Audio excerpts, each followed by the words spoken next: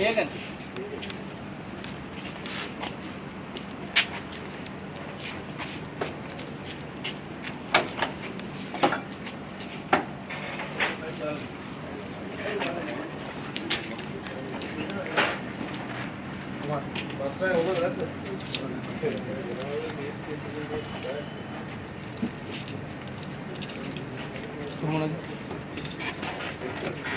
Bandar?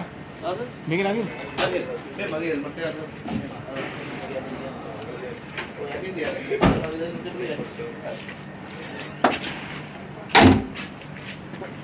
Main?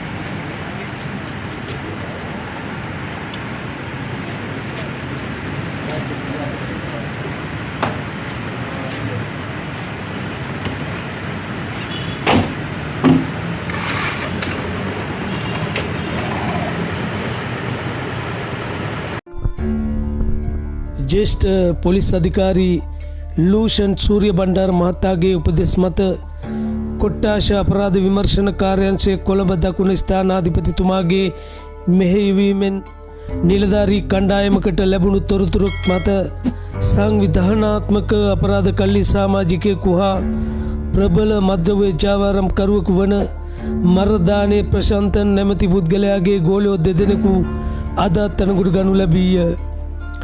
අත්අඩංගුවට ගන්නා අවස්ථාවේදී ඔවුන් සන්තකයේ තිබී අයිස් මද්‍රව්‍ය ග්‍රෑම් 2.5ක් විදේශීය රටක නිෂ්පාදනය කරන ලද රිවොල්වර් වර්ගයට අයත් ගිනිඅවියක් 9mm උණ්ඩ 75ක් T56 ස්වයංක්‍රීය ගිනිඅවියට යොදන උණ්ඩ 42ක් සොයාගෙන ඇත. මෙම සැකකරුවන් යම් ඝාතනයක් සිදු කිරීම සඳහා මෙම ගිනිඅවිය යොදාගෙන සිටි බවටත් මීට පෙර අපරාධ ගණනාවකට සම්බන්ධ බවටත් කොට්ටාශ අපරාධ විමර්ශන කාර්යාංශයේ කොළඹ දකුණ නිලධාරීන්ට අනාවරණය වී ඇත.